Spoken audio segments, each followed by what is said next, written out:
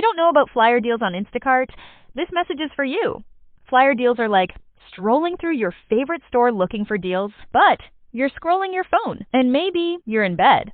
Because getting delivery doesn't mean you have to miss deals like you'd get at the store, like the one creamer that doesn't make your stomach hurt, or the pasta sauce you can't not buy when it's on sale. So download the Instacart app, shop flyers, and never miss a deal on one of your favorites. Plus, get delivery in as fast as 30 minutes. Blog Talk Radio.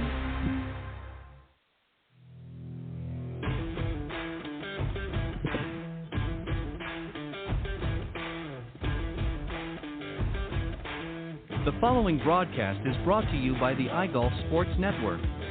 Golf Talk Live is sponsored by the iGolf Sports Network and Golf Tips Magazine. Here's Andrew to tell you more about our sponsors. iGolf Sports is a live stream broadcast and media production company providing quality programming designed to attract the golfing enthusiast.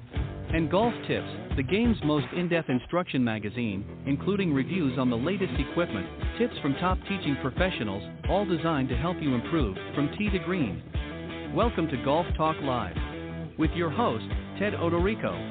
Join Ted each week as he speaks with some of the best in golf. This week's special guest will join us a bit later. But first up is another great discussion on Coach's Corner. So let's introduce tonight's Coach's Corner panel. All right, good evening, everybody, and once again, welcome to Golf Talk Live. I'm your host, Ted Odorico, and we've got a great show for you this evening. We're going to be starting off, of course, with our usual Coach's Corner panel discussion, and then a little bit later on, I'm going to be joined by Ian Zubkoff. He is the Executive VP for SuperStroke Golf. He'll be joining me a little bit later on the broadcast, and looking forward to having a great discussion with him as well. Also, this has been kind of an off week. I just got back from holidays, so things got a little bit disjointed, to say the least. And we didn't have a Tuesday Women of Golf show this week, but I did actually have an extra Golf Talk Live, which aired yesterday, a special encore presentation featuring Charlie Reimer, former PGA Tour professional, and now the Executive VP of Macklemore, which is a great resort up in the Lookout Mountain area of Georgia. Really great facility, which I got to visit a few months ago.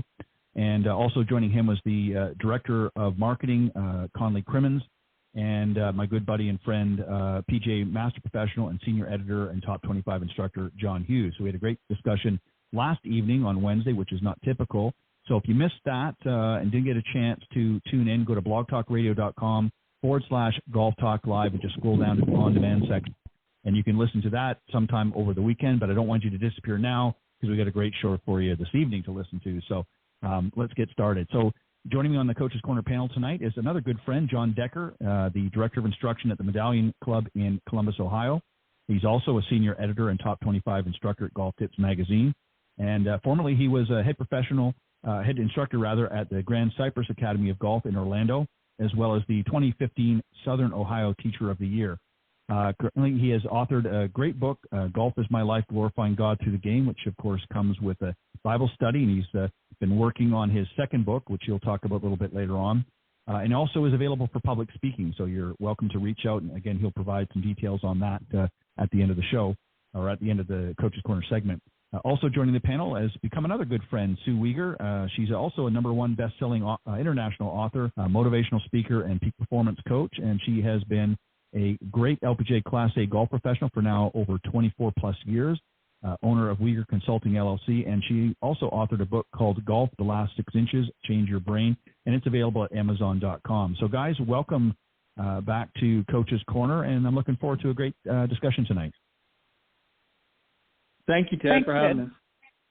Yeah, look forward to it. My pleasure. So, as I said to you both off air, we're going to have an interesting discussion. It's all going to be centered around really about you guys, but I think it's important because, I think a lot of people that aren't familiar with our industry may not understand as much about you as individuals as they might think, and I think it's always good to kind of get to know your pros, so to speak. So the first question, and I'm going to ask basically the same question to both of you because it's really, I don't want to say personal, but it is in a way, these series of questions, and it really revolves around not just your individual personalities, but how they enhance or affect what you do for a living, which of course is teaching this great game. So the first one, John, I'm going to come to you. I'm throwing you under the bus first and giving Sue a reprieve and letting her go second.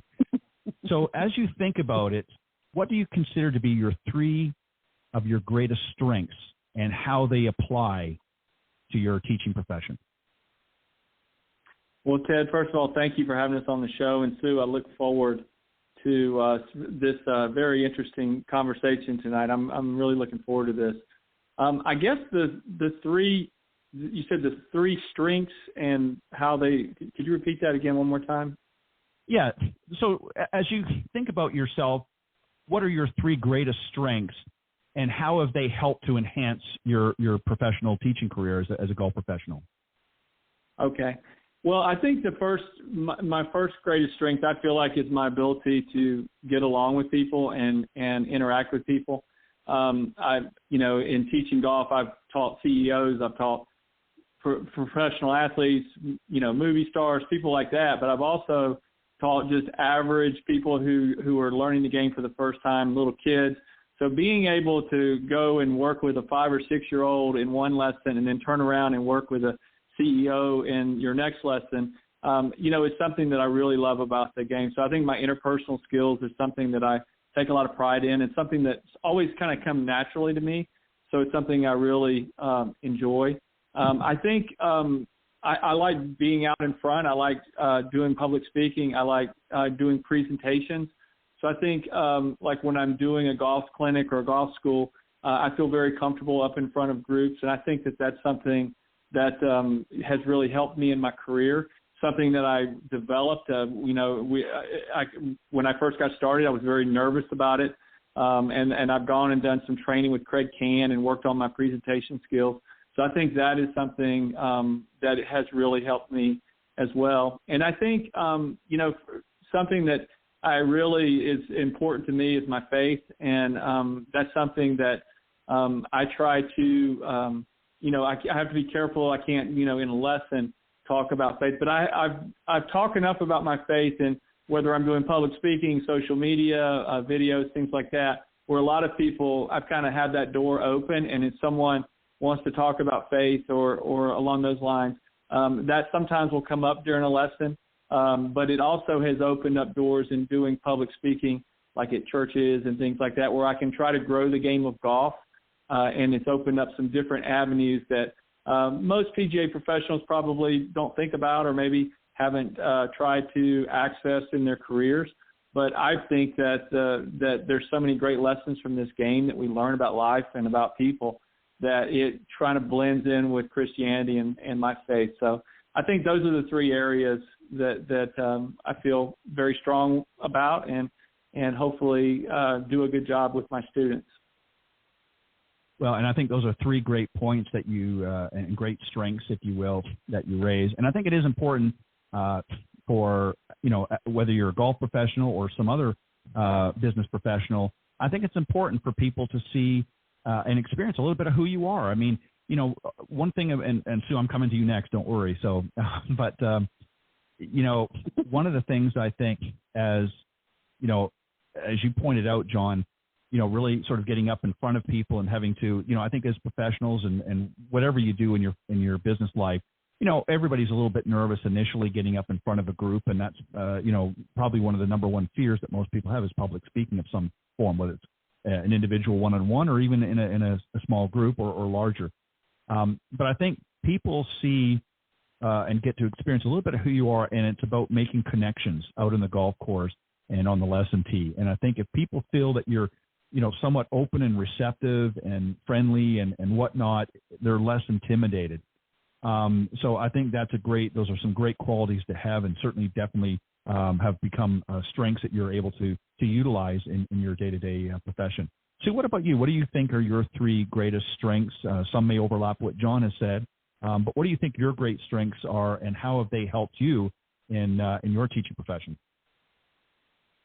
Yeah, I come from an educational background. So what I do with people is I like to educate them about, the game of golf and understanding where they're coming from in regards to, the first question I ask them is, why do you play? And some people will tell me, well, I'm competitive, or, I just want to learn the game. But I just try to, educate people so that they understand the real reason why they're there. And that's that's the first chapter of my book is well, why do you play? So they can go a little bit deeper into, the real reason why they play. And I think the second part would be, I love communicating with my students in regards to helping them understand why they do what they do. So I would say, communication is really important to make sure they're on the same page as I am in regards to, during whether it's a lesson or if it's a golf clinic or if it's a golf retreat. And I think that's one of one of my biggest strengths is just to make sure that everybody understands what we're talking about. And I think the third one is, I have a master's in educational psychology, so I can kind of go a little bit deeper with some people. I don't like to go too deep with people, but, I ask them, are they visual, auditory, or kinesthetic? That way they understand in regards to how they learn. And then I basically step into that. So if you're visual, then I'm going to show them more things. If they're auditory, we're going to talk a little bit more. If they're kinesthetic, I'm going to kind of put them in different positions, in regards to their golf swing. So I think, those are my three, and it works pretty well for me. Three great strengths as well, Sue, and I would agree on every single one of them. And, you touched on one, too, that I think is so important. And, a lot of people misunderstand the word communication, meaning simply that, you're explaining or clarifying things. But it's also part of communication is listening. And I think as a golf professional, It's more than just teaching them the golf swing. It's listening to what it is that they're looking to do. Why are they there, as you pointed out, and how can you be help to them? But you have to understand what their needs are. And the only way you can do that is to, close the mouth up and open the two ears and listen to what their needs and what their concerns are, and then evaluate that. And obviously your educational background that has helped to serve you well out on the golf course as well, working in a variety of different areas. So I agree. I think as in with John, I think you both have a lot of great strengths, and I'm sure many more are there as well. But those are some three great strengths apiece to sort of get things started off. Now, you had to have imagined, John, that I was going to do the flip side. I'm only going to ask for one this time. But everybody, obviously, I think if we're truly honest with ourselves, we all have, and I don't want to use the weakness term, because I don't think that is necessarily a weakness, but what is something that you sometimes struggle with that you obviously want to overcome that can help you? So obviously, we can't be perfect in everything that we do as far as our instructional and that. Is there an area of, and I'll use the term weakness, within your abilities that you still find from time to time you have to step it up a little bit more, I guess is the best way to put it? Anything that comes to mind for you? Well, as far as my professional career goes, I would say the one weakness or the one area that I probably am not as up to date on as a lot of PGA golf professionals is going to be more in the club fitting. I do club fitting, and I've done club fitting for years. But for me, it's not something I enjoy doing. I think that I would much rather turn over that to someone who is a professional at that, and that's what they do. And the biggest struggle that I have with club fitting is every year there's new stuff out. And I don't have the time to research all the shafts and all the club heads. And every manufacturer comes out with something new at the PGA show. So I go to the PGA show and I look around, and I'm very interested in what's coming out, because I want to know. I want to know more or less, like the TaylorMade Stealth driver. I want to know the difference between the Stealth and the Stealth 2, just basic things like that. But I don't really delve into all the shafts and everything, because, my gosh, if you go to a really good fitter, and you look on the wall, there's just hundreds of different shafts. And I don't enjoy that enough, and I'm at a point in my career where I can pretty much, kind of dictate how I want to spend my time and how I want to make my money. And for me, it's teaching the students. So anytime, now if it's a beginner or someone new, I will make recommendations and do a fitting. But if it's someone that's like someone, a real good high school, college player, I'm going to send them to some fitters that we have here in Columbus or through our club and do it that way. I'm not going to try to tackle that. So I would say keeping up with the technology aspect as well, with all the new simulators and stuff. I've got experience with all that. I know all the numbers. I understand that, but I love getting out on the grass and working with students out on the tee, and not as much into the simulators and the indoor instruction. And we realize that you have to do it at times if the weather's bad, things like that. But I wouldn't want to do that, 12 months out of the year. That would go crazy if I was inside like that. So that's probably the areas that I'm probably the weakest at. And everyone has their strengths. I've always said I would rather be great at one thing than be good at a lot of things. And so I never wanted to be just a club pro that had to do everything. I wanted to specialize in teaching, and that's my strength, and that's what I enjoy the most. Yeah, and I think that's a really good one, a great example, because and I'm like you, I've done a few here and there, but I'm really not very proficient when it comes to club fitting.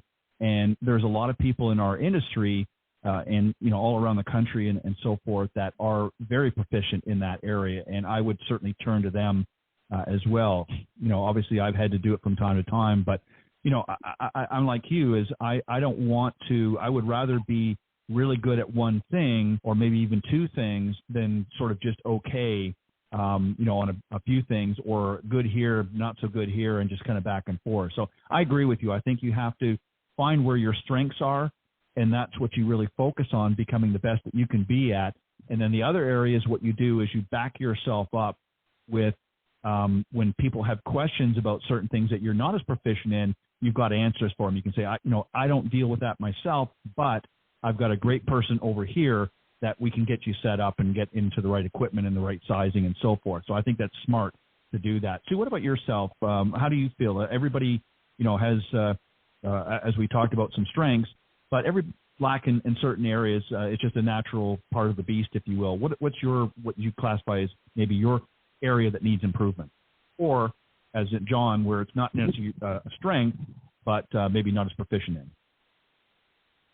I think I would agree with John in regards to the technology part of it, like all of the flight scope and all of the launch monitors, and I'm what I want to say, a non-techie type of a person. So I think that I just need to have more knowledge in regards to more of the launch monitors and stuff like that. Like the flight scopes and things like that. I think that's probably, I would say, my only kind of weakness that, because I know technology really helps people understanding, what they're doing and so on and so forth. But I just think that the technology part of it is probably where I need to learn a little bit more of, what the flight scopes are all about, or the launch monitors, that kind of stuff. Yeah, and again, to John's point, I agree with you, Sue. I have certainly some knowledge, but I'm not an expert in those areas either. But they have a purpose for really assisting. I think, unfortunately, in our business, as with many other industries, too many people have relied solely on that technology. In fact, they've gotten themselves so well educated in it that it's much like how we see people walking down the street with the cell phones. Their heads are buried in the technology, and they're not really paying attention to their students. And I prefer to have those relationships with students and friends and things like that than to rely solely on technology. It's really there as a support and sort of an affirmation of certain areas of the game that we're trying to work on and help our students with, but it's not there to overtake. And I think it's a matter of finding the right balance. And whatever works for you obviously is best, but you have to keep that in mind. So I'm along with you. I think in both cases, I think I'm kind of in the same boat. John, I'm going to come back to you, and I want to take money out of the equation, because I don't consider, obviously we all have to eat and we want to be financially successful in whatever we do, but how would you define success in your position? What you do for a living? What's a success? What's a win for you? I think a win for me is when I get feedback from my students that they're improving.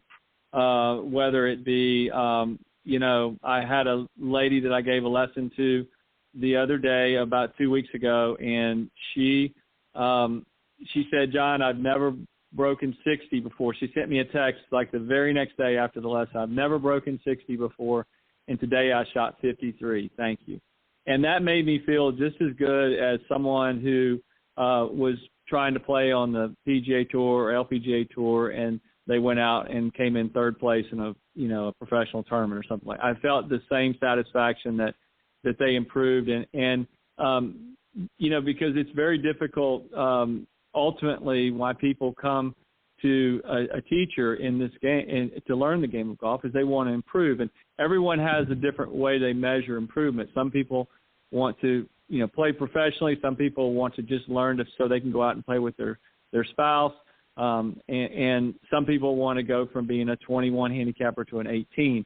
And so with any time, I know at the end of the lesson what everyone's parameter, the student's parameter is, what they're trying to do to improve, because I usually will ask them early on, where are you struggling? What do you want to work on? What do you need improvement on? And then they will give me an idea. I used to be a 12, now I'm a 15 handicap. I hear that kind of comment, a lot. So anytime someone comes back to me and they say, I was a 12, and when I came to see you, I was a 15, and now I'm a 13.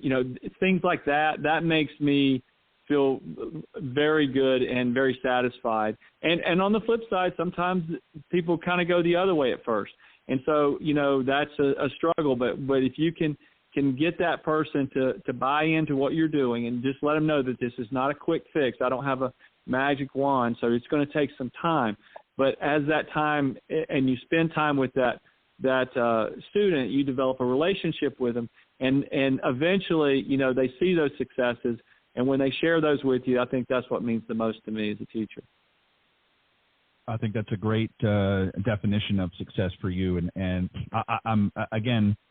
I would agree with that. I think it's satisfying for a number of reasons. It's obviously great, and first and foremost, you want to see those students improving.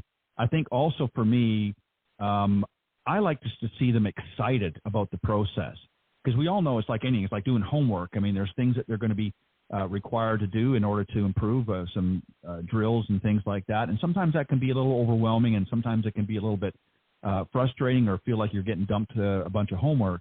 But when they're excited about the process and they're seeing results, even if sometimes if it's slow, I mean, that's a great example you gave. I mean, to go from 60, and 53 in a very short period of time like that, I mean, that's really, in many cases, that is almost unheard of.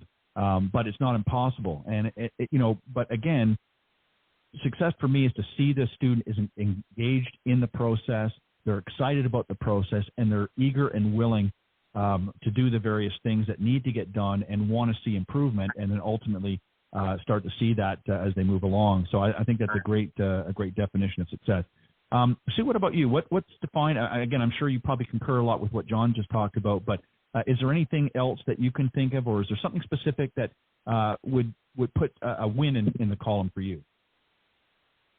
Yeah, I mean, I totally agree with John. It's all about the student, and it's a process, and it's a, I talk to my students about it's a journey. It's not something that you're going to get immediate results, and there's a process to it. And I think that's what's so important to have the student understand that it is going to be a process, but eventually you're going to get there if you end up doing the right things. And as an instructor, it's our job to make sure they are doing the right things and communicate with them, in the right process in regards to it, whether or not if it's short game or if it's full swing or if it's, on-course play or on-course management.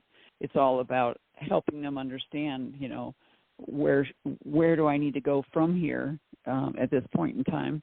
And I think that's where, I see a lot of satisfaction with when the students comes back to me after we did a short game clinic, and it might have been on, like, for example, an uneven lies or something, and then they go out and play, and they came back to me and they said, boy, that really works. And I'm like, yes, it does, if you understand the process and understand, understanding, if it's a uphill lie, downhill lie, side hill lie, or, the 4 different lies. And that's where I get a lot of my satisfaction, is when the students come back and say, hey, you know what, that really worked. Yeah, there's so many variables that you can throw in here. But again, I think both of you hit it right on the head. I mean, I think that's one of the reasons why. Obviously, we all enjoy the game. I mean, golf has a lot of ups and downs and ins and outs and all these different things, and presents many, many challenges, much like in life. But I think as a golf professional, I think one of the satisfying areas is when we do see that light bulb go off, and the student gets what we're talking about. Because sometimes it's not easy. It's very easy on our end to say, okay, we'll do this and do that, or here's why that's happening. But they haven't been trained the same way we have. And, sometimes even if they've been playing for, 10, 20, 30 years, it's not impossible to, as they say, teach an old dog new tricks. But sometimes you have to really get them to understand why what they've been doing hasn't been working for them. And you've got to sell them on that. And that's not always an easy task. So it takes a lot. So when you see that light bulb go off, it's very satisfying. And then obviously as that continues to happen more and more, then people, by word of mouth, advertising, comes very simple at that point. It's very cost effective because people are happy to say, hey, you know what, I'm seeing John or Sue up at such and such club, and really excited about the work I'm doing with them. And the next thing you know, you've got maybe a few extra students coming your way. So that's the best way to do it, is just to do what you can to make an enjoyable experience. John, do you have a favorite style or even a philosophy for teaching golf? Is there anything specific? Obviously, you have your own style that you've created over the years, but is there anything that you sort of patterned yourself off of a little bit in some way? Yes, everything that I teach is what I learned while I was at Grand Cypress. I learned the foundation, the fundamental approach to teaching, and that is basically that the body swings the club, and when you build a golf swing, you build it from the ground up. So I'm always looking at the ground. I'm looking at where your feet are in relationship to the ball, your distance to the ball, ball position, knee flex, all the way up to your grip, and then all the way up to your shoulder tilt. So, that's where it starts. And then the sequence of the golf swing, and the timing of the golf swing, and all of that core information that I got came through the research of Dr. Ralph Mann with model golf and now swing model. He did all the biomechanical research and studied, 100 tour players and kind of came up with a model of what they all do. So that's where I learned the biomechanics. I learned the presentation styles from all the instructors that I worked with. And I would just kind of listen to each one of them, especially when I first got started. I didn't know what I was doing. And so I would listen to them, and I would be assisting the schools. And the more I learned from them, the more I kind of developed my own style. And then Phil Rogers was a huge influence on my career, my short game especially, and the way I teach and the way I work. And I got to know him for 20 years, and just he was my mentor and a man I loved. And he passed away in 2018. But he was really had a profound effect on my career and everything that I've done. So that's where I really learned it. And then what I always tell people is, especially young pros that come to me and ask advice, is I said, the reason that I became a really good teacher is because I listened to other people. I went and watched them teach. And then I would take things that they would say, and I would put my own twist on it. And I've always believed that the best teachers are the ones that can say the same thing a lot of different ways, because we're dealing with human beings that all think differently and all learn differently. So if you have a unique way, if I can say the same thing 5 different ways, then I have a much broader, I'm casting a much broader net, and I can retain more students. I can influence more students. I can help more students because I'm communicating. I'm figuring out what it is, how they're wired, how they think, how they learn, and I try to take all that information and put that into a presentation so that the student will understand and hopefully grasp it and learn from it. So that's where I really gained all my experience. Yeah, and it kind of goes back to what I said earlier is, when you listen to the student and really absorb what it is they're saying, you get a lot of the answers. And you can't be afraid, obviously, as a teacher, you have to ask them questions. You have to ask them, some open questions to get them to speak and talk about certain things. And then once you kind of get a feel, then you kind of close those questions down and you zero in with specific questions to learn and get those crucial answers to questions that you need to have, and then you can put your game plan together there to help them move forward. So what about your, when you look at yourself, is there a favorite style or philosophy that you've adopted throughout your years? Obviously, as a teacher, coming to this outside of the golf industry has served you very well. So are there strengths from that experience that you've brought into golf that you're using as kind of your style, or were there, similar to John, where you've maybe worked with some professionals or been around other professionals in the past that you've drawn from some of their experiences? Yeah, I follow Lynn and Pia, Vision 54 a lot, and I have every one of their books, and I'm a huge fan of what they do, with the what I want to call it, the think box and the play box and that kind of stuff. And so I've learned a lot through them, and anytime that they have a program or something, I will definitely go follow them and learn something new from them, because they work with professionals from all over the world. And I think that anytime I go and learn from them, I'll put a different spin on it. But yeah, I'll learn, like last time I was with them, I was learning that the think box and the play box is a little bit different, but I also learned that everybody has a left brain and a right brain, and that's what I tell everybody, that you can't be in your left brain when you're standing over the golf ball. You have to be in your right brain. You have to be creative, and you have to be full of movement, because that's where you get your best results. And I think that would probably be one of my what do I want to say, who I follow the most. But I look at a lot of different instructors, on the internet and that as well. So I'm a lifelong learner, and I think that's what I teach my other, I teach my students the same thing. I said, we don't always have always the right answer. So right. And that's why it's a continual learning process, and I think that's what's so great about our profession and the teaching, the teaching professionals. There are so many great people out there that come up with different stuff that we can learn from, and that's what I love. I love learning from other people. I think that's again a great points that you make. And Lynn and Pia are great. I mean, they've been doing this for a while and have really gotten things down, to a finality that people can really grasp on. And I think it's important, as you both have mentioned, I think it's important to draw from the experiences of others. And, I'm always skeptical in any business, but, in the golf business, when people come out and say, well, I've sort of found the secret sauce and I've got all the answers, usually you're being set up for something. And there are a few occasionally that come out like that, but that's in any business.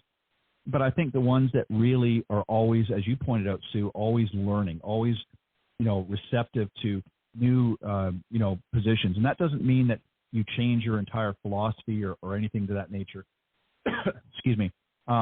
It just means that you're open and receptive to the learning process yourself. Because if you've quit learning, then it's very hard for you to stand up there in front of your student or students and say, okay, I want to teach you this, and this is all I'm ever going to teach you. Well, once you've sort of dispelled everything you've known, and your learning has quit, it's very difficult to go back to them and say, well, here, I want to tell you something different now, if you've sort of shut the valve off yourself. So I think it's very important to do that. So very interesting conversation, and we're going to shift gears just a little bit and hopefully have a little bit more fun. I hope you enjoyed this part of it, but have a little bit more fun. John, I'm going to come back to you. And there may be one or there may be two, and I'm going to expand this a little bit to include not just professional golfers, necessarily tour players, but it might even be teacher professionals. But who are your favorite? Who's a favorite professional golfer of yours, and why? Well, my childhood idol was Jack Nicklaus, and I think he is one of the main reasons why I fell in love with golf. I did fall in love with the game the first time I saw my clubs and the first time I got a chance to swing them. But when I watched Jack Nicklaus in 1980 win 2 majors, when he won the U.S. Open and then he turned around and he won the PGA Championship in August of later that year at Oak Hill, and years later I got an opportunity to coach at Oak Hill during the PGA Championship with Bob Sowards.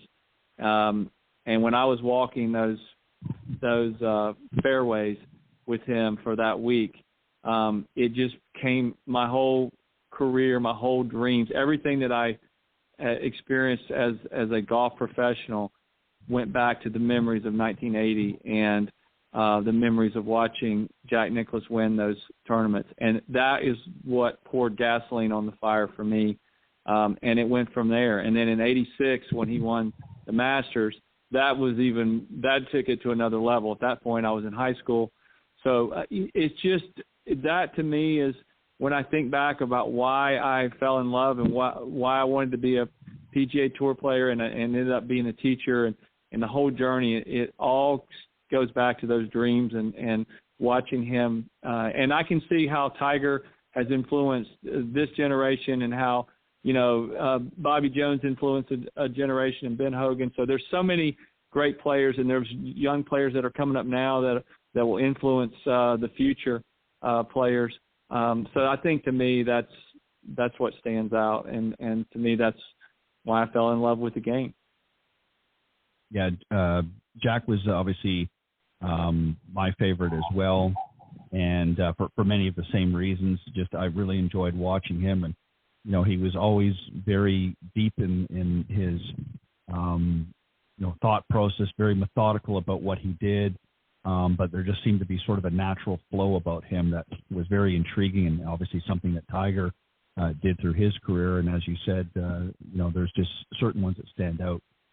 So I agree with you. Jack was one of my favorites, or was my favorite as well. Sue, what about yourself? Was there a favorite professional? It doesn't necessarily have to be a tour player. It could be a teacher professional that, obviously I know you mentioned some people, others that have impacted Lynn and Pia, excuse me. But was there a particular golf professional that really stood out to you and was instrumental in maybe something similar to John getting you into the game, or you just enjoyed watching? What was the reason that they were special for you?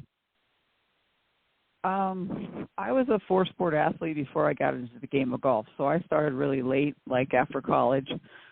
And, I fell in love with the game.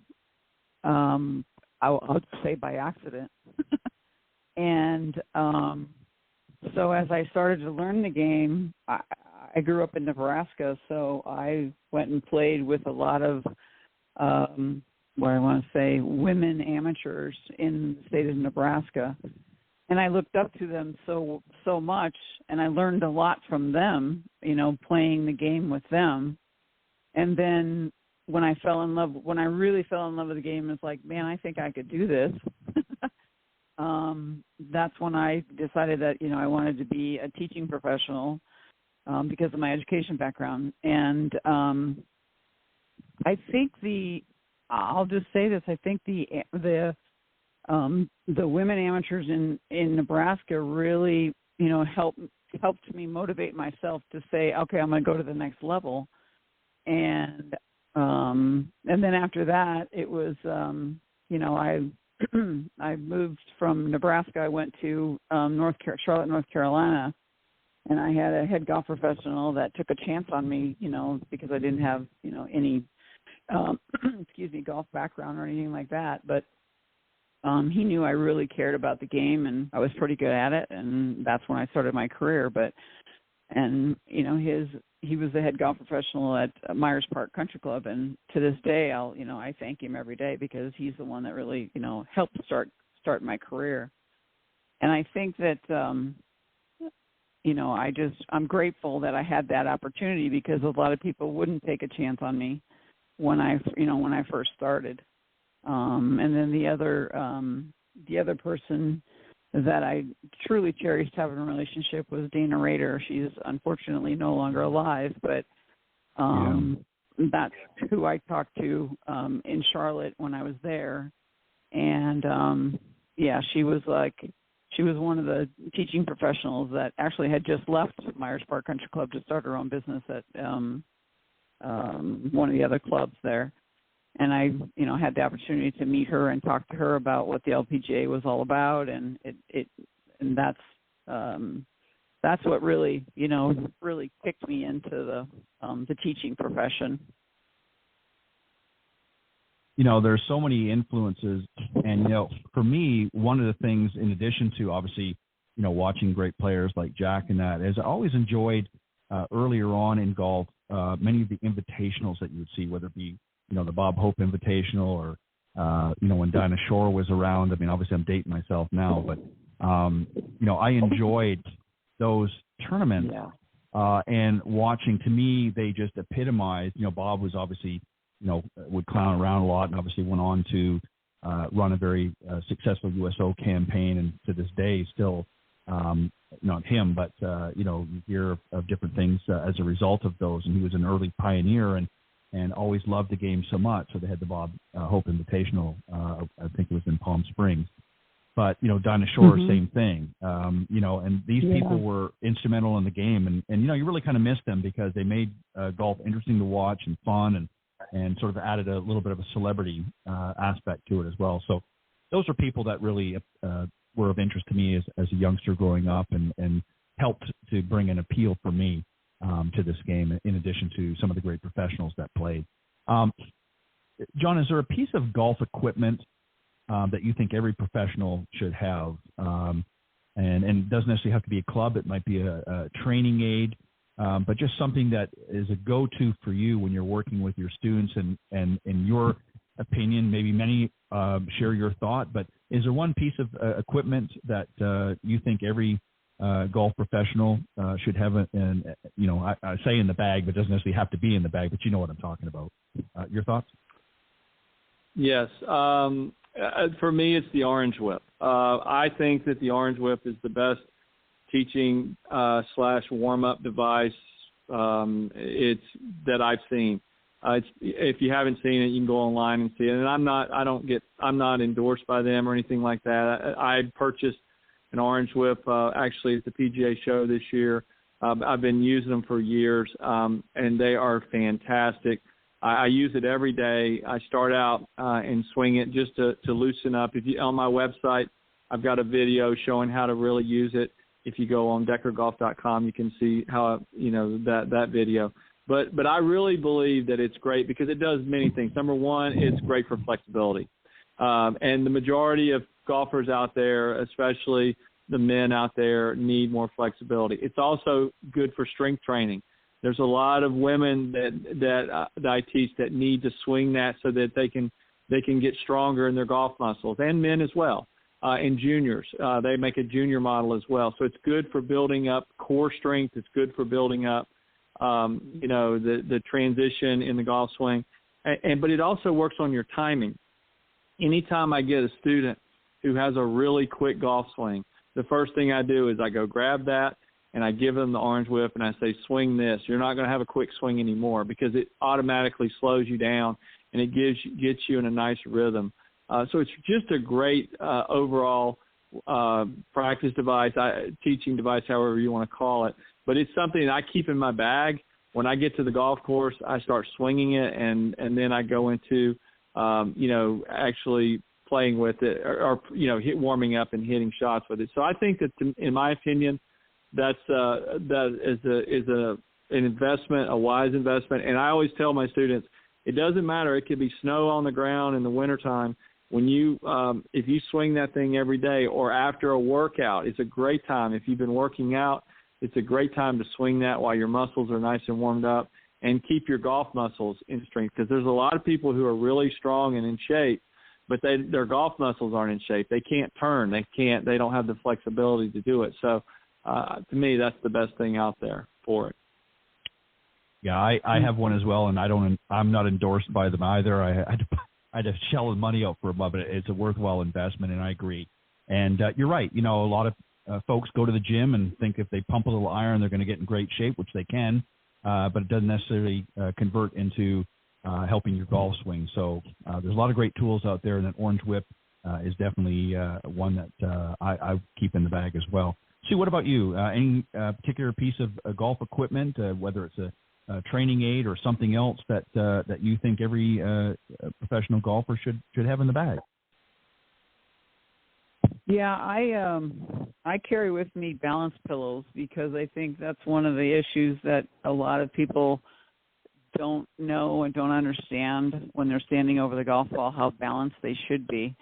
So I have, they're like just, you know, you can get them on Amazon, but they're balance pillows. And when people are off, when they're not centered, you know, I talk about their nervous system and their fight or flight response. And a lot of the times when people aren't balanced, they, you know, their contact in regards to their swing is not consistent. And the reason it's not consistent is because when they're standing over the ball, they're not balanced. And all of a sudden when their center of gravity comes off of the middle of their feet, then people will automatically, you know, come up out of their golf swing or stop turning or they'll do something else to, you know, adjust it, because the fight or flight response is going to keep you on balance in your nervous system. So I just show people, you know, with the balance pillows and how it works, and then once they get off the balance pillows, they're like, oh, that's totally different on how I stand to the ball. And I'm like, yeah, exactly. So that's probably the basic stuff that I use in regards to they're just balance pillows, and it helps people understand, you know, how to get grounded into the ground. Because if you're not grounded, you're not going to develop any speed, and you're not going to develop any consistency. So that's what I use. Yeah, and again, a lot of great tools out there that help with balance, and I couldn't agree more. And, you know, it's good to see, you know, it's interesting, goes back to a point that we talked about earlier, you know, when we you know, looked at how and who sort of influenced us, and, you know, the fact that there's so many differences out there in the industry. And, you know, here's another example. Mm-hmm. You each have something different that works really well for you, and it works well in your day-to-day teaching. So it's interesting to get different perspectives. So I appreciate that, and thank you. John, we got time for sort of a final question for each of you. And this one really revolves around golf events, not, you know, necessarily major events or things like that, but you know, it's not always easy when you're out in the lesson tee, you know, day in, day out to get to play yourself. Sometimes it might be for fun, but, you know, every once in a while there might be an event coming up that you want to participate in. And obviously because of limited time and things to be able to do that, I imagine you probably select, might be more than one, but there might be a favorite event that you participate in, hopefully every season, just to get out there and have some fun and enjoy the actual game itself, as opposed to just on the lesson tee all the time. So is there a favorite golf event that you personally like to participate in? Yes, in 2015, I pretty much was burnt out, and I just pretty much gave up competitive golf. And I would be pretty much the only golf that I would do would be in playing lessons, and occasionally I would go out and play with my friends or family, and thought that my competitive days were over. And last year, one of my students, who's a junior golfer, we were doing a playing lesson, and he looked at me and he said, you know, why don't you play more golf? And I thought about it. And I said, you're right. Why don't I play more golf? And I'm to a point in my life where, I have the time to do it now. And so I started playing competitively last year in senior events here in the Southern Ohio PGA section. And it was like starting all over for me. But our senior professional championship will be in August. I'm really looking forward to that. We have our section championship as well. But I started playing last year and really struggled for the first 3 tournaments, and then started again. Then we got the winter months, and I started back up.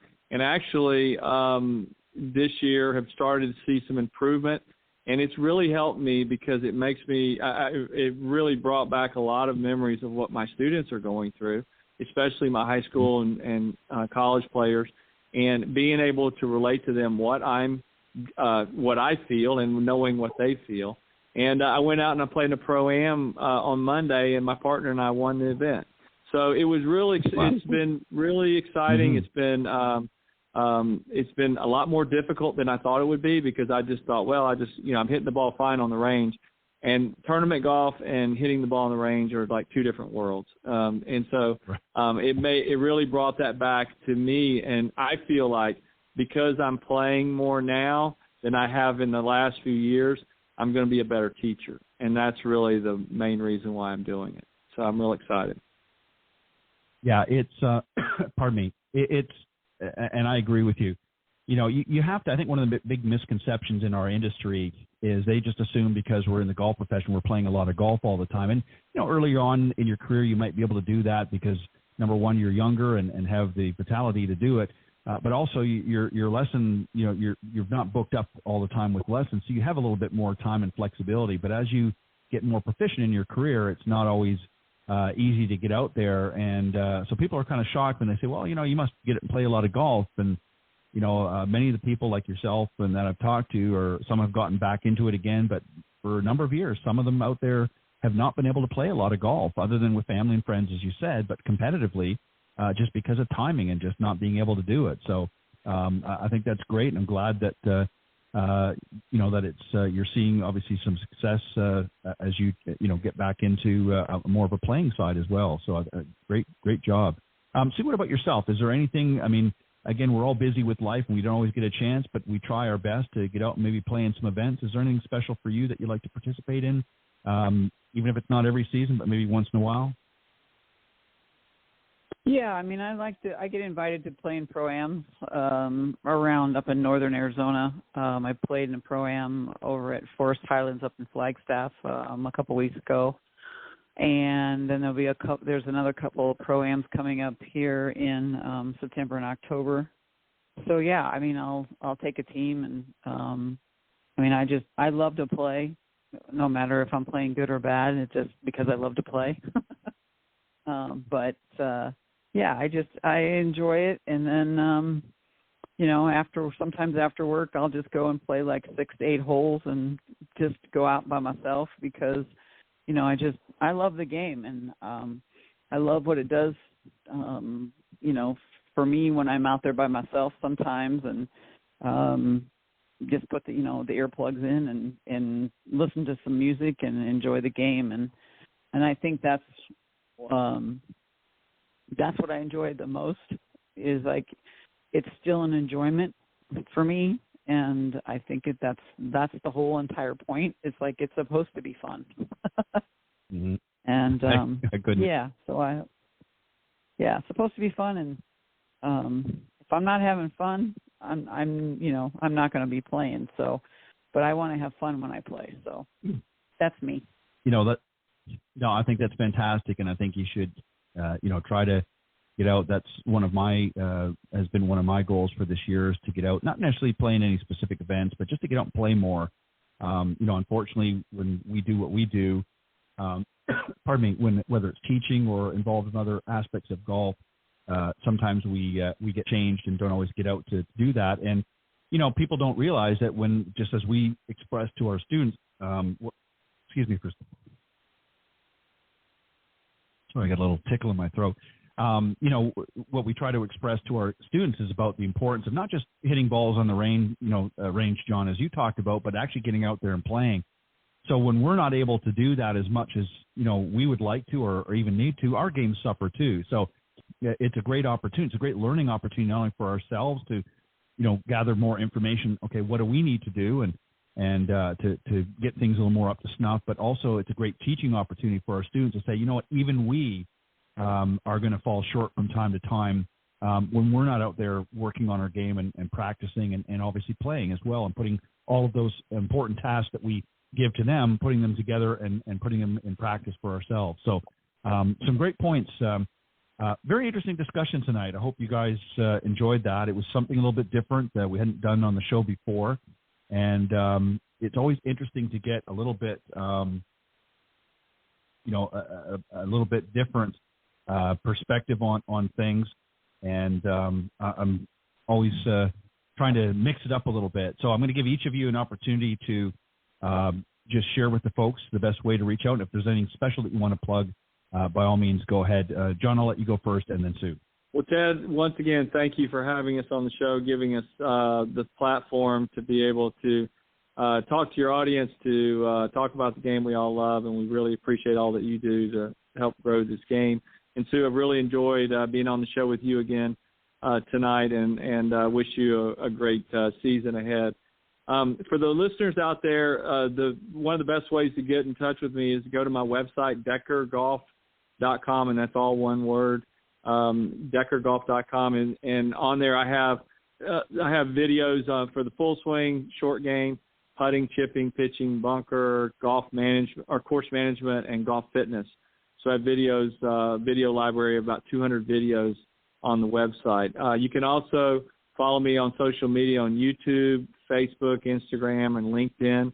I'm also a senior editor with Golf Tips Magazine, so I write articles for the magazine, instructional articles. I have one coming out this fall, going to be on chipping. I just completed that one just recently, so great chipping and short game article. Hopefully, a lot of people will start utilizing. And my book, Golf is My Life, Glorifying God Through the Game, is available on Amazon, Barnes & Noble, and Amazon Audible. And if you're looking for a public speaker for like a charity event or a church event or just a junior clinic or something along those lines, if you're looking for instruction, things like with kind of a faith-based theme, please reach out to me. I'd be glad to come to your town or your club and do that as well. So, but thank you again, Ted and Sue, and I hope you have a great evening. Well, thank you, John. As always, I appreciate your input into not only the show, but obviously as a senior editor and top 25 instructor in Golf Tips Magazine. And great article that he writes every issue, Fairways to Heaven. You definitely don't want to miss that. Picking up a lot of steam with our readers. So definitely want to check that out. Sue, best way that folks can reach you, and if there's anything special you'd like to plug. Yeah, thanks again. Appreciate it, John. It was a pleasure listening to your conversations. I love what you're doing. And, people can reach me at SueEagerGolf.com, or my email is swie@gmail.com. And, and my number one best-selling book is still on Amazon. And if you go ahead and purchase that, I also have just a nice handout that goes along with the book. And, I appreciate everything that I always enjoy our conversations, Ted, and I appreciate everybody. Well, thank you both again very much for joining me on another Coach's Corner panel, and we've got a few more left to go before the season ends, and I know you both will be back again, I'm sure a few more times at least, but always appreciate the input. So you guys have a great weekend and enjoy, I guess, the Open Championship that's going on. A lot of great play going on there, so hopefully you'll get a chance to at least watch some of it and in between the lesson tees. So, but thanks guys as always for bringing your best, and I look forward to you guys joining me again next time here on the Coach's Corner panel segment of Golf Talk Live. Thanks, guys. Thanks, Ted. Thank you. All right, that was John Decker and Sue Weger joining me on the Coach's Corner panel, and they just gave you their contact information. So hopefully you'll, if you're going to be in their area, many of the pros now do a lot of online presentations, so you can certainly reach out. Maybe they can help you that way as well. While we wait for tonight's special guest, Ian Zubkoff, the Executive Vice President of SuperStroke Golf, he'll be joining me here momentarily. But in the meantime, here's a great message on how you can help your game from Golf Tips Magazine. The following ad is sponsored by Golf Tips Magazine. Are you tired of being short off the tee? And what about those 3 putts? Forget about it. It's time you got serious about your game.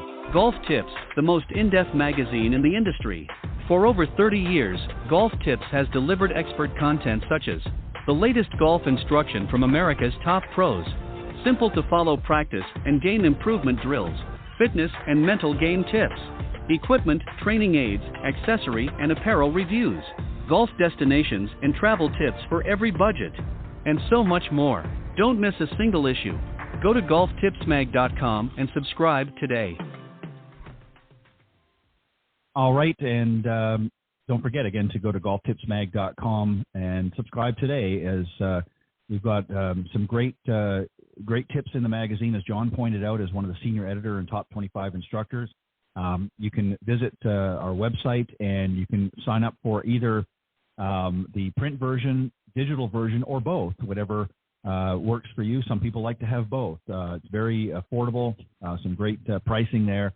And it's a bi-monthly magazine, comes out every 2 months. So every other month you'll get a copy in your hot little hands if you get the print issue, or you can get the digital issue if you prefer to reading it on a tablet or some other device. It's available on all of them. And also, if maybe you like both, some people like to do that as well, like to take a print copy, have that at home for when they're sitting around lounging out by the pool, trying to up to with some good tips in there. And other people like to that travel a little bit more, like to have the digital version of the magazine available as well. So again, it's very affordable. Go to golftipsmag.com. Also, you want to make sure you sign up for the e-newsletter. We send out a monthly e-newsletter with some updates and things like that. And one of the updates I talked a little bit briefly about last night, and I'm going to do again the same tonight. But one of the reasons you want to get on that email list, for our e-newsletter, is we're going to be announcing Golf Tips Golf Schools. We're going to be starting one up in October, and I believe the dates are October 26th through to the 29th, a 3-day school. More details will be provided in the next week or so. But you want to get on there. We're going to be announcing it through there, and it's going to be held at Macklemore Golf Club up in the mountaintop of Lookout Mountain in Georgia, which is just about 35 minutes to 40 minutes away from Chattanooga. Some incredible panoramic views, of course, as we talked about last night on a special presentation of this show with special guests Charlie Reimer and Conley Crimmins, who are with Macklemore. And obviously my good friend John Hughes, a PGA Master Professional, who's going to be really the one heading up the golf school. So you definitely want, if you want to participate in that, it's going to be some great opportunities to improve your game. And that's going to be in October, a nice fall time to go up on the mountain, and beautiful scenery. It's just incredible. It's about 2,300 feet above sea level, and just some great mountain views and just some beautiful views. And the course is just fantastic. They're building a second course, the Outpost, which will be opening up, I believe, either later this year or early next year. And the Hilton has a beautiful hotel resort that's going to be there as well. That's going to be opening up, I believe, in March of next year. 245 rooms with spa and some other amenities as well. So you definitely want to check that out.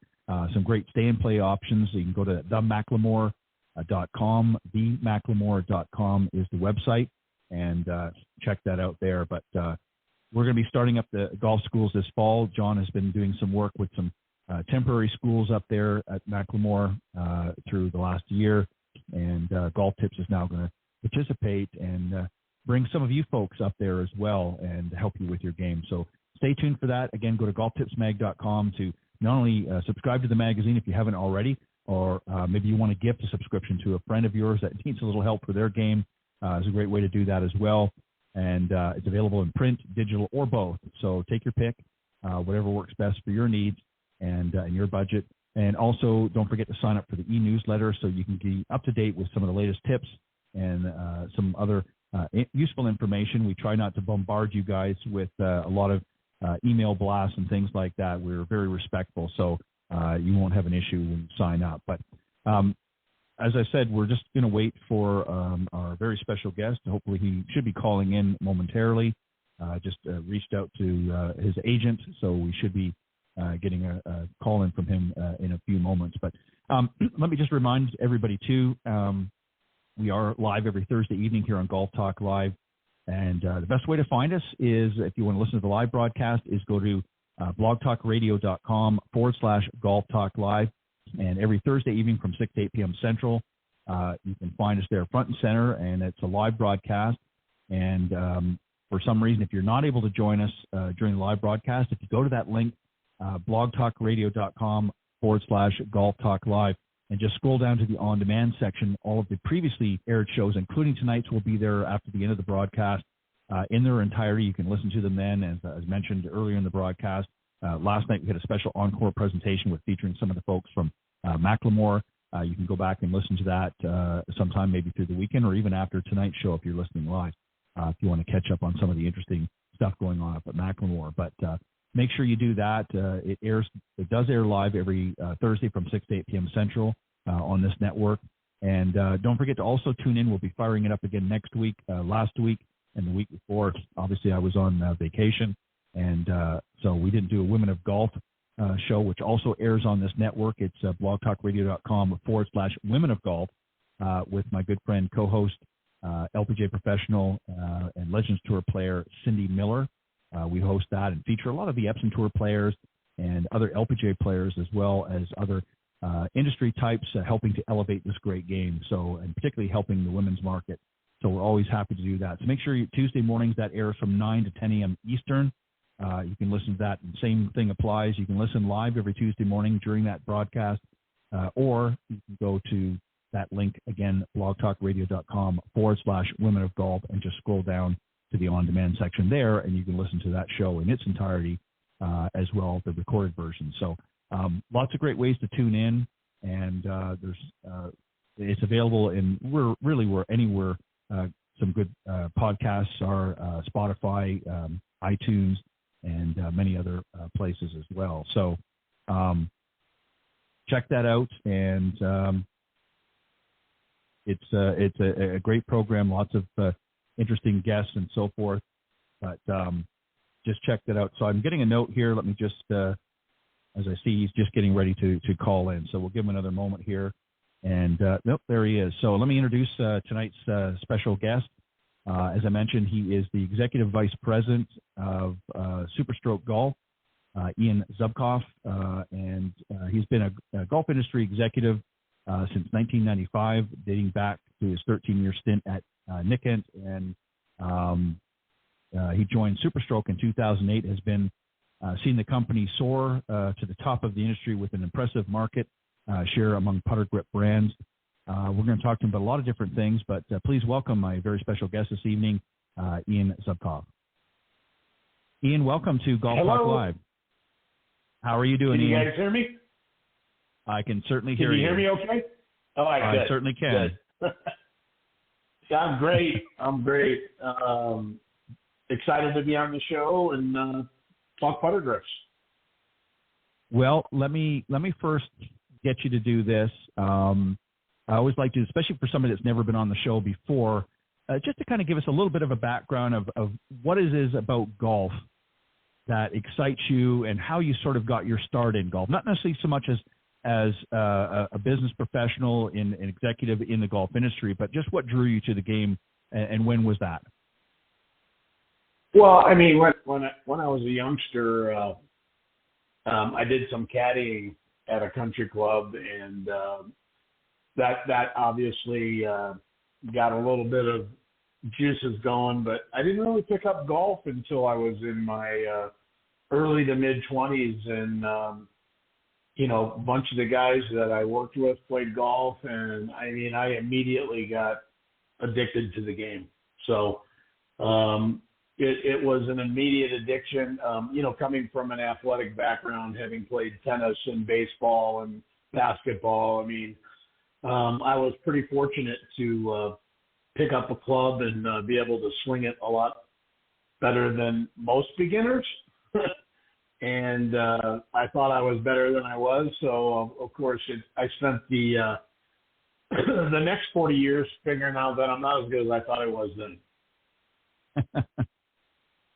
Yeah, join the club. As we all do. As we all do, right? Yeah, we always think we're a little better than what we actually are. So let me I just want to read something real quick just to give people a little bit of background here on SuperStroke, just so they understand. For those that are particularly new listening to the show tonight for the first time, I want to give them. So what was really interesting is SuperStroke was their first milestone event, happened back in January of 2008, and six-time PGA Tour winner at the time, KJ Choi, bought the original grip from their infomercial that they had at that particular time, and began practicing with it for a number of months before he brought it out on tour. Ultimately, he went on to win the Sony Open in that same January, and it was really noticed quite a bit. And owner-president Dean Dingman went out and actually bought out the company outright soon after that sort of validation, and it's been off and running ever since. So it's had a sort of an interesting background. It's gone up against a lot of the industry titans and just seems to have really jumped up. So now, they've been sort of number one in putting grip with its existing Traxion putter grip line. And now you've got sort of the new Synergy line that's come to be. What's different about the two? Can you give us a little bit on Traxion for those that are maybe not familiar with it, the success on that, but talk about some of the new stuff going on.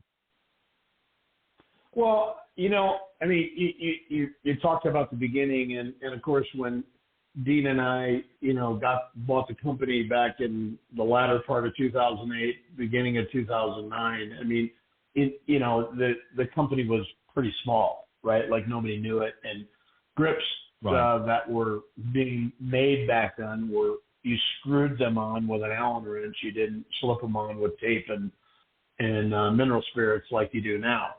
So, needless to say, the company's evolved, and one of the things, just to kind of cover a couple bases for you, I think one of the things Dean and I set out to do when we got together back in 2008, we just wanted to find some way.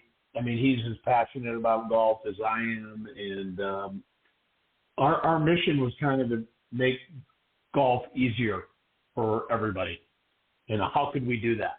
I mean, we both came from a club background. And of course, when you look at the landscape and you look at how grips were back in 2008, things have changed, I would say, 180. Back then you really didn't go out and buy a new putter grip. If you wanted to change up your putter, you went and bought a new putter.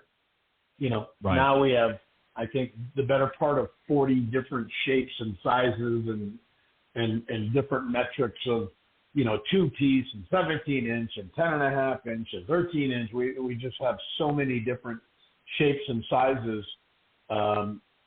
for people to choose from. Of course, that's evolved from, 2008 until now, but it all came with one principle. And that principle was, even from the beginning, we wanted to listen to the players that knew what feel was and how they wanted things to feel. So really this company's kind of been built on tour feedback. And all those different shapes and sizes have all come from tour feedback. When I say tour, I mean the majority is PGA Tour feedback. Not that we don't pay attention to other tours. Of course we do, but we spent the majority of our time in the early days on the PGA Tour, which now we're on all tours, pretty much all over the world. We have representation on all tours. But, that feedback is crucial, and I think unlike other companies, that may build a product and then go out and try to fit it to their tour pros, we listened to what they want and tried to make the product according to what they wanted. Yeah, and that's so important, and that brings me to this point that I want to get you to talk a little bit about. So, when you look at the various different grips that pros use, obviously I'm talking about SuperStroke grips. They range from a variety of players. So you've got somebody like, say, is Jordan Spieth and Keegan Bradley, and say another pro, Tommy Fleetwood. They use the grip differently. So how does SuperStroke process? How does that process help match the pro golfers with the appropriate grip design that best is going to fit their game? Well, I think, we have an unbelievable, tour representation, a guy named Arnie Cunningham, who's the longest reigning PGA Tour rep on the PGA Tour, who has, unbelievable relationships. And, you just listen to what their feedback is. You're like, okay, the right hand, they want, to be, less tapered or more taper, you just listen to what they are and what they're telling you. And you're, generally speaking, going to be able to accomplish what they're asking for. And obviously, if you give them what they're asking for, they're more likely to use it, right? Right. Right. And so, it's, again, the feedback is important. I agree. Go ahead. But, it sounds relatively simple, but people don't do it. People make their product and then try to go get guys to go play it. We take the product and kind of, we couture it to it's couture to what they want. I mean, it's, literally, there's nobody else really doing that, right? And I don't think a lot of people have the capability to do that. So, when you see Tommy Fleetwood, you see him playing with an older version of a grip that we use, because that's what he helped, put feedback in and likes. And he's, I don't want to say stubborn, but I mean, he's very set in his ways, what he likes to feel, and God bless him. I mean, when the guy puts well, he's one of the best putters on the planet. And then you look, like you said, to a guy like Keegan Bradley. I mean, Keegan Bradley uses a wrist lock grip, which has a flange on top that sets into your wrist, which allows you to lock your wrist up against the grip. And, then you got, guys, lots of different guys. Like you said, Jordan Spieth uses a 5-sided grip, kind of like a yield sign called a flatso. And that grip is, that grip is designed to fit in the 5 pressure points in your hand and relieve all the pressure. So, I mean, those are 3, you couldn't have picked 3 more different styles and shapes and sizes of grips to compare than what you just did. I mean, you literally struck the mother load. And if you want to throw like Wyndham Clark on top of it and Ricky Fowler, who are now using a 17-inch longer, I mean, you're talking 4 grips that really have nothing to do with each other than they're made of the same material and have a similar feel in your fingertips, which is from the material that we use. Well, and that, we're going to get to that next, but, that's going to your point earlier. Quite often people will just go out and replace the whole equipment. And you're really providing an option, because as well as I do, and obviously sometimes pros will want to make changes, but a lot of times they'll find a club, a putter, obviously particularly, that works. I mean, Nicholas played with a putter for years, the same putter, because he liked the feel. I'm sure over time he changed his grips, but works for them, and suddenly the grips start wearing out or it's just not working for them for whatever reason. They don't want to have to go out and change the entire putter. So what I like about this is you have developed an option where you're listening to your players, and maybe, let's say the grip that Tommy's using right now, 2 years down the road, decides this isn't working for me. You have other options that they can make those changes. And that's important to these guys, because it's all about the feel for them. Look is obviously important. They want to see that putter looks good to their eye, but more importantly, it's how does it feel to them. And if you're able to really match up, as you pointed out here a moment ago, with these players, and again, a diversity of players, because everybody's different, that's huge, right? Well, I think you're and I think you're right on, and yet you're missing one point, and it's not any point that you would think of unless you were sitting where I'm sitting. Okay, and let me help you.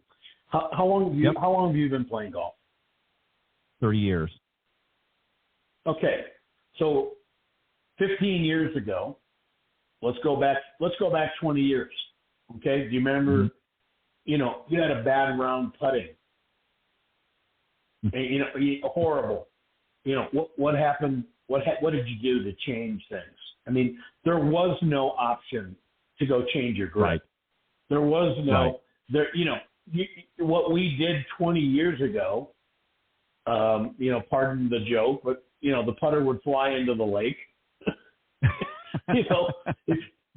Right? The putter would fly into the lake. You'd walk in the golf shop, or you'd go to a thing and you'd buy a new putter. I mean, that's how putting was 20 years ago. Or you stuck it in the garage, put it on the bench. You went to one of your 10 others in the garage that felt pretty good that day. But the one thing they all had in common was worn out, old, slippery grips. Yep. Okay? And, we saw this as an opportunity because, if you walked into a golf store 20 years ago and went to the grip department, you might have 3 little spots where they had a putter grip, and they were probably $5.99 a putter grip back then. And it was a rubber, right. Just a rubber, golf ride grip, and that was kind of it, right? I mean, that was your only choice. I mean, now you can take one putter and have 40 different putters by putting 40 different shapes or sizes of grip on it. Yep. So if you don't like your putter, you can go to any golf store and pick any one of our 40 shapes and sizes and say, here, how does this feel? Oh, that feels way better. My hands, And, of course, if you go to our website, there's a nice little questionnaire there that helps guide you towards what we feel like the metrics tell us would make a better grip for your hands. Obviously taking the data that you're providing, it helps you if you go to SuperStrokeUSA.com. It'll help you pick a grip, for example. But the bottom line is, call it what you want. It's all about personal feel. You can, you can pick whatever one you want. And at the end of the day, a guy with little tiny hands might love a huge grip because it relaxes his hands. A guy with, mammoth Goliath hands might love the tiniest of our grips, just because he likes to get it into his fingertips. So this is why we have 40 shapes and sizes and different lengths and 2-piece and 1-piece and 17-inch and 21-inch and 14-inch and 10.5-inch, because this is not a common denominator that makes everyone happy, but we feel like we have a selection that should make everyone happy if you spend the time looking for it. Yeah, and it's a very personal. People don't realize this. When they get club fitted and things, a lot of people, certainly not as much anymore, but for years really overlooked the putter. They would just get whatever's on the rack, and like you said, the grips would get slick after a few seasons, and they just if it wasn't working, they'd go out and buy something else. If they didn't already have one. But now there's so many options out there for you to make those changes, and it's important. As a teaching professional, I see this all the time. I'll see students, not anymore, but I used to see them because I'll give them heck if they do. But, I'll see them with these worn out old grips on their clubs. But also one of the things I do is I don't just look at their regular clubs. I'll pull their putters up as well. And I'll take a look at them. I'll say, hey, wait a minute. This is not going to serve you well on the putting surface. You need to change that grip as well. So it's important. One of the things that you alluded to, and I want to get you to expand a little bit on, is SuperStroke makes phenomenal grips. I'm very familiar with them. Talk about the materials and the construction. What makes them feel so consistent and durable? Well, I mean, obviously we spend a lot of time, on R&D, coming up with the right feel. And of course, we take that to the tour and take their feedback. And if that's too tacky or too slick, we literally go with that type of feedback. And our focus group comes from the tour. I mean, we're very lucky to have a plethora of the top tour players using our products. So they're anxious to always, if they can give us feedback to improve it, it helps them, right? So, we're very lucky where, as you know, if you've been out to any events, I mean, it's hard for companies to approach tour players where we're in so many of their bags, they're anxious to give us guidance. So I think we're very blessed that way. But I think, when it comes to the construction of the grip, I mean, we're obviously using different types of materials with different underlistings to achieve different feels for different size grips, different weights. If you also look at, one of the things you asked me earlier that I skipped over was, the traction series we had until this year, which has been wildly successful. And, of course, we changed our line, like you mentioned earlier, to Zenergy. And you say, why do you do that? Well, if you were already number one in the world, why? Well, I mean, the answer is we found a way to make our grip better, if you can believe that or not. And we've been able to enhance the material. Yeah, well, I mean, you mentioned Dean Dingman and his team, led by, a bunch of, great, scientific-minded guys who spend their days just figuring out what's better. And then, of course, you go to the top players in the world and ask them, is this better? And they say, yeah, it feels great. Okay, well, you're onto something. But what we were able to do is take all that feedback, and we were able to improve the grip, 4 different ways, which, look, I don't want to be presumptuous, but obviously with us being number one in the world at what we do, it's hard to come up with something better, right? Like, you know what I mean? Like it's not easy, but we really did this time. And that's why Zenergy has taken off the way it has. You wouldn't see those guys on tour switching if it wasn't better, because they can play anything in our line from 10 years ago to 20, you know what I mean? They can play anything they want. We don't care, right? So when you see them switching, that's your switch as a consumer where you go, okay, it must be better if all those guys are switching, right? And we were able to improve it. I'll give you a couple of the bites that you're asking for. So if you look at the back of our grip, there's a spine in back. We call it a spine, and that spine before was sewn to be rather smooth, even though you could feel it in the back of your hand. Well, now we've raised that spine and gave it a rougher texture and made it a more definite feature, and the guys absolutely love it. And, the consumer obviously loves it because we're selling more now than we ever have. And we just launched this line, so we're very blessed and lucky that, the consumer's buying into it the same way the tour pros are. But we also were able to enhance that grip, changing the texture to be a more friendly texture to where your fingers are going. So you see different kinds of textures in different spots and different pressure points. And that, those are the 2 most major things, along with enhancing the material to make it the same material, but obviously it's evolved into a better formula than it was before.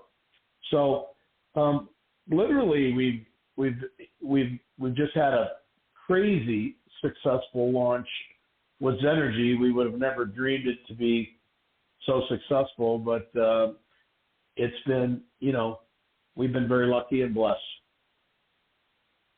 Yeah, it's definitely a great product, and understandably why you're number one. So you've got so many players, Wyndham Clark, you mentioned, obviously Ricky Fowler. What has been some of the feedback from them particularly? Obviously, it was interesting playing in the U.S. Open. They had the very same distinctive SuperStroke putter grip. What's unique? Obviously there's some similarities that they've adapted in their games to be able to do that. But what's been some of the feedback from them that has, I guess, really benefited you guys? Well, I mean, to be frank with you, that, what they share is not, due to the fact, those are not contractual players. So, that's not something that, I mean, I wouldn't know exactly what Ricky or Wyndham or any of those guys share with Arnie. That would go to the R&D department. So unfortunately, I can't speak to that. But, you asked a great question. I mean, I don't think anybody realizes that Wyndham has that grip because he and Ricky went to the same school, Oklahoma State. They played golf together in the off season. Ricky was putting with it. Wyndham said, "Hey, could you get me a putter made just like that?" And then by hook or by crook and the odds of the lottery, they end up in the final group together after those two, literally. Right. I mean, it's a crazy story that's almost unbelievable if you didn't know it was true. Right. Right. Yeah. It's interesting. And again, go ahead. Sorry. You go ahead. I'm sorry. I didn't mean to interrupt you. No, that's okay. What I was going to say to you is, it's interesting because obviously so many players, and I'm talking about amateur players out there, really look to the pros. They watch the pros, they see them, and take a lot of cues from that. You see people coming into the pro shops, or seeing going into, whether they're getting it online, what have you. But, they look at what the pros are doing and what's working for them, and whether it's the right move or not, they want to emulate what they're seeing on television. So obviously I know you get feedback from consumers and that as well. Maybe just share some thoughts. What's the most common request, I guess, or not so much about the let me jump in here with something really unique. Okay, so that 17-inch 3.0, it's a 3.0 tour 17-inch, which is what those two particular guys were using. Okay, this is a good little bite for you to be able to share with your listeners. That grip wasn't even for sale to the public before those two played together at the U.S. Open. Now you say, why wouldn't it be? Well, there really was no demand for it, right? We don't just bring grips out and try to force them down people. There has to be a reason. Our Tour Series and the shorter grips, okay, we had the 2.0 and the 3.0, and now people say, hey, we want one smaller, so we make the 1.0, and we want one bigger, so we make the 5.0. But that grip, at 17 inches, just didn't really have any traction other than a few select tour players before those two guys, okay? And, when a tour player asks us, hey, can you make me this grip in 17 inches, we do, even though we may not sell it, right, to the public. You follow me? So, if you were a tour player and you came up and said, hey, I want this grip and a 22-inch grip, we would make it for you because given the abilities of manufacturing, we would make it for you. So in that particular case, you're asking a great question because of what happened with those two guys, and, Ricky's been putting off the charts with it, for the past 3 or 4 months. He's been trending before he went on to do what he did in the Open and eventually winning, and people were noticing it. That weekend, we had calls by calls, and we put that on our website as an off-the-truck offering, which is some of the grips we sell or we make for tour players. We'll offer them on our website as we call it off-the-truck, but because there's really no demand. I mean, you can only put so many SKUs in a retail store. You know what I mean? So. But we have that on our website as an off-the-truck offering, which, that's something people should do if they want to see some stuff that's not available in every store. You can go to our website and see the off-the-truck tab. And the interesting thing is, I think we sold on that Saturday alone, 3,000 to 5,000 of them on the off-the-truck. I mean, wow. And of course we didn't have 3,000 to 5,000 in stock, right? But we took orders and we took orders from other large golf companies and other retailers. And then of course on Monday, Dean and I decided to turn it on as an open SKU that people could carry. And we sold tens of thousands of them in one day. Wow. So there's your answer to your question. You see how it comes around? It's like, what they did forced us to put it into the line, right? Mm-hmm. Yeah, It's interesting Easy. too. I was on your website earlier, and what I also noticed was interesting as well is you've obviously got some limited editions, which I saw a lot of them were sold out. So obviously was very, very popular. Just some that I took off the top of my head was the 2023 PGA Championship at Oak Hill. That was sold out. Just some of the other products that you had there. But what I really like about what you guys have done is you've got a number of, obviously, what you classify as licensed grips from Major League Baseball, football, and hockey, and obviously the military and things like that. So, a lot of people that maybe have, and even the NCAA, that have a favorite team or whatnot and like to sort of represent, you've got something for them as well. And I think that's a very interesting, I know other companies do things similar to that, but I think it's very interesting that you guys have sort of risen to that challenge as well, because a lot of people like to show their colors, right? Absolutely. And you make a good point. The difference between, like you said, there's other companies doing it. It isn't a SuperStroke grip. Ours is. Right. Exactly.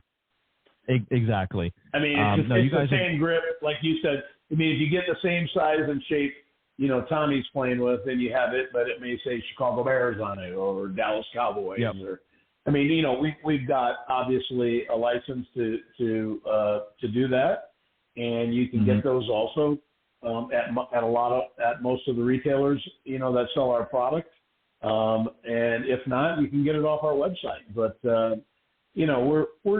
we obviously, when you get to be a certain size, you are obviously looking for, you get lots of requests from different, venues for different things. And that was a requested item was, to have collegiate grips and to have this and to have that. And so we try to accommodate the requests. It's really where it comes from. It's more about us accommodating the request than us trying to build a new stream. What was, and this is for you personally, what was the most, so far for you, the exciting win on tour by a player using SuperStroke? Anything come to mind? Well, there's been so many, but, Pick one. No, there really has. I mean, my most exciting, the one I remember, the clearest, when Jordan went on his run to win, those three majors. There's a long story, which I can't tell you behind it, that just because it would take too long. But, Jordan is a unique human being. We're very blessed to be involved with Jordan Spieth. And when he went on that run with the Flatso, which was a brand new grip and nobody had ever put it in play before him, and he went on that run, it was pretty special watching him, just putt lights out for practically 2 years in a row. I mean, you could pick any one of those, victories, in the U.S. Open, the Masters. I mean, all of those were really special for me. I mean, those would be my most special memories, but there's been so many. I mean, Wyndham Clark was a pretty cool one, just because Wyndham is such a liked person. I'm from Scottsdale, and Wyndham lives in Scottsdale, and I don't personally. I've met him and what have you, but we're not friends or hang out together. But he's just a well-liked guy. And it was really nice. Everybody around, town was like, this guy's going to win. You guys don't realize how much game he has. And then, for him to do what he did in the U.S. Open was pretty special to watch. And then, watching Ricky come back has been pretty cool too. Right, exactly. Yeah, he's been a favorite of mine for many, many years. So it's nice to see him doing well again as well. And it's interesting, when you see sort of a difference in, like, as we talked about a little early on, with some of the different, Jordan and Keegan and Tommy, the differences and such, and the ability that you guys are able to really match something unfortunately with a lot of products out there, not just grips, but others, that they're sort of off the rack, off the shelf, and one size fits all. And, the importance of really fitting each individual to match their own game is extremely important. And a lot of companies haven't done that for a long time. Many of them are doing it now, but obviously you guys have been a leader in that. What's interesting, and I want to ask you this question as we get ready to wrap up here shortly, but as a company, you guys obviously, first and foremost, you're going to do what you can to make the experience pleasurable for your clients. But you obviously, as you pointed out, work a lot with the pros on tour and that. And I'm sure there's a lot of listeners probably thinking to themselves, I see these tour vans showing up at the different events for different things. And obviously yours is there. The SuperStroke tour van is there. And people always wonder, what's it like? What's that experience like? Can you talk a little bit about that? From what standpoint? Well, just what goes on. Obviously the players come in and things. And so what do you guys do? How do you make sure that the player? Yeah, how do you make sure the players have what they need out on tour? Well, I mean, it goes back to the gentleman that we have on the PGA Tour. I mean, we have guys on every tour, that work the tour for us, right? But the particular person we have on the PGA Tour, Arnie Cunningham, he's just a long-standing fixture on the PGA Tour that guys trust. And Arnie has his way. He bases out of Scott Garrison's tour truck that we sponsored, and guys just literally are switching every week. We get a report, from Arnie. This guy went from a 1.0 to a tour size to a tour to a 2 and they're just always fishing, trying to catch bigger fish, and you can't blame them. Right.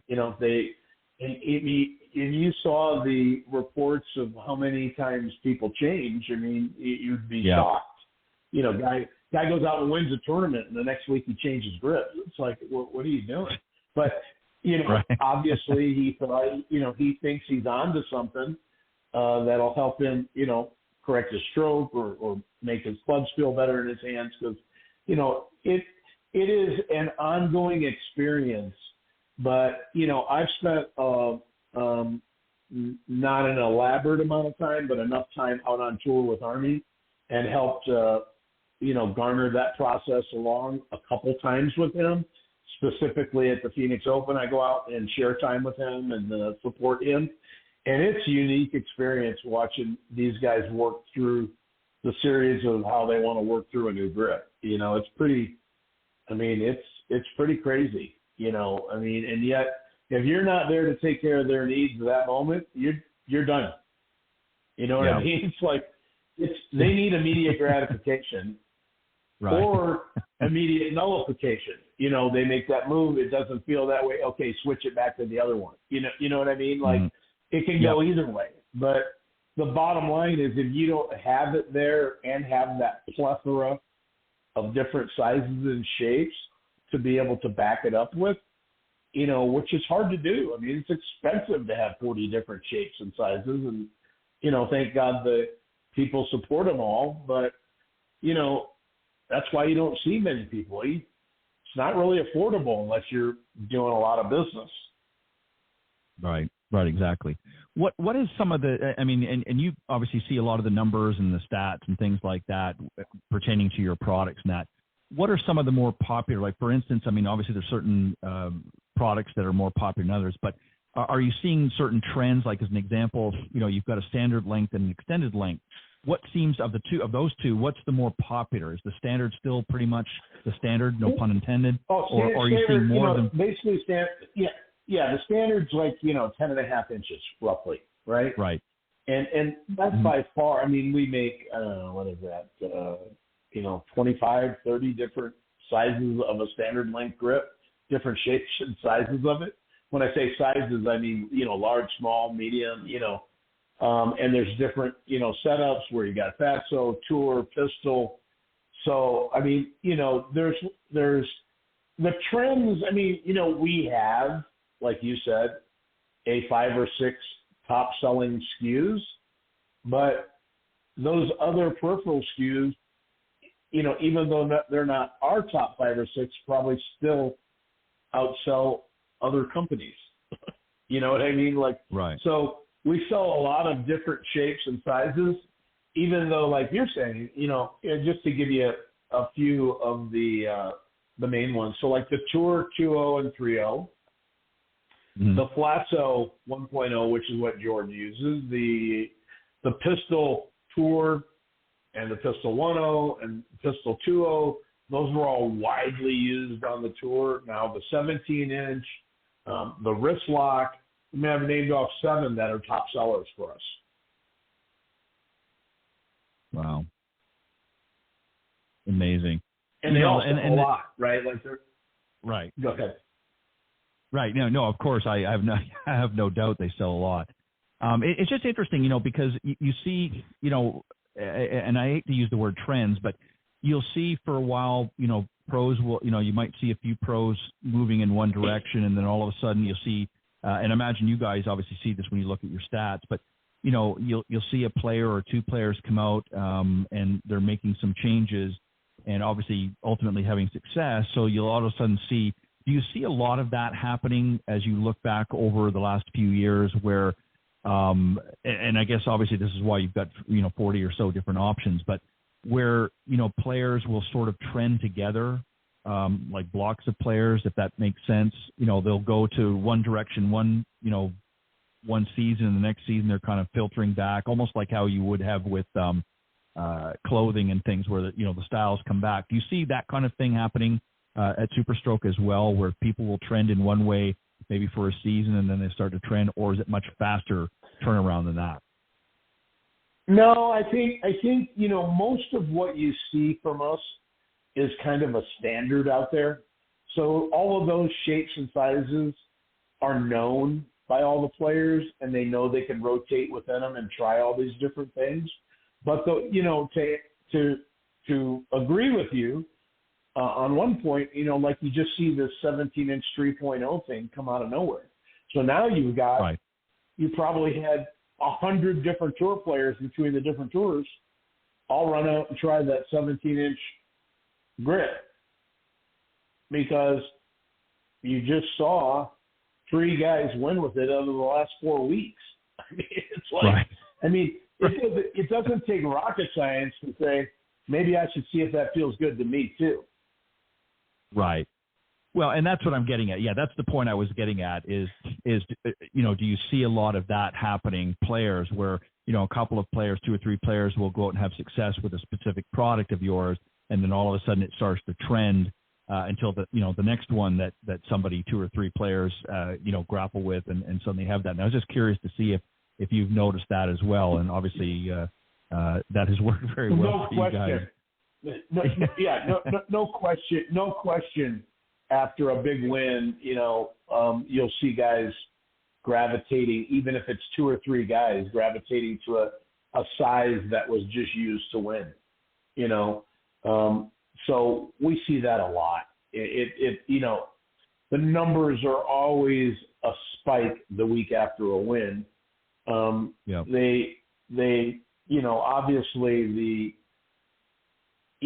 I think we won 6 out of the last 7 or 7 of the last 8. So that spike just has continued, and it was a lot bigger spike because there was something abnormal there. That 17-inch grip was abnormal as far as the tour knowing about it, right? And then all of a sudden, everybody wanted to try it and find out, why can't I putt like they do? Right. Yeah, there's a million reasons why, but yeah, I get you. As I said, as we get ready to wrap up, any final thoughts that you want to leave with the audience, and then let's give them the information again for them to get their hot little hands on some SuperStroke products. Well, I mean, obviously the audience can go to superstrokeusa.com, just like it sounds, superstrokeusa.com, and, all our stuff's available and some unique things that you can't get anywhere else but our website. But every golf shop, I think, on the planet, barring a 1/10%, carries SuperStroke or can get it. And we strongly suggest you go to your PGA or your PGA Superstores, your Dick's, your Roger Dunn stores, I mean, any of those stores have a plethora of products to choose from, and we're anxious to have those guys help, get people fit and get them onto the right track. And we'd just like to thank all the consumers and thank you for having us on the show and, for supporting our brand. We really appreciate it. Well, I appreciate having you on as a guest, and it's been fun, interesting to hear a little bit more about your products. And obviously, as you mentioned earlier at the top of the show, they want to take the quiz to make sure they're getting fitted and getting the best recommendation. And that can be done on your website as well by going to SuperStrokeUSA.com. Ian, I want to take this opportunity again to thank you very much for joining me tonight on Golf Talk Live. It's been interesting to hear some of your perspectives and hear what some of the pros think about SuperStroke. And obviously, you guys are number one for a reason, and I don't see that changing, certainly in the near future or even the long future. But thank you very much for taking time. I guess it's afternoon or late afternoon for you, early evening for me. But thank you for taking time and joining me on Golf Talk Live. And again, the website is SuperStrokeUSA.com. All of their products are there, plus many we didn't talk about here tonight. And also you can take the quiz to make sure you're going to get the right product for you. So thank you very much, Ian, for joining me tonight on Golf Talk Live. It's been a pleasure. Thank you. Thank you. I enjoyed my time here. Thank you. All right. You have a great evening and much continued success. Thank you. Appreciate it. Bye-bye. All right. No, bye-bye. That was Ian Zubkoff, the Executive Vice President of SuperStroke Golf, sharing a little bit of his thoughts and a little bit about their product. Best way to go and check it out is go onto their website. All of the information is there.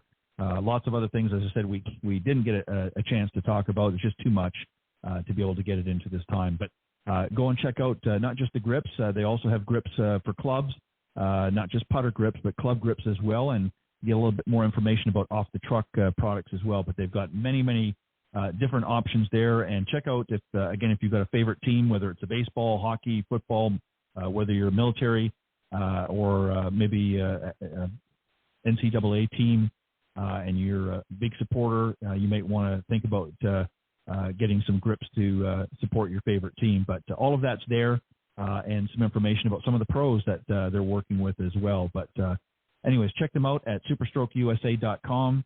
And on that note, we're going to wrap up for another evening here on Golf Talk Live. I'll be back next Tuesday with my good friend, LPGA professional Cindy Miller, as we get ready to get a new Women of Golf show started, and we'll be speaking with another Epson Tour player and some more surprises for you as well. But on that note, thank you very much for tuning in tonight. Again, a special thanks to John Decker and Sue Weger for joining me on the Coach's Corner panel. And again, a special thank you to Ian Zubkoff, Executive VP for SuperStroke. So thanks, guys, for bringing your best to the show. I appreciate it.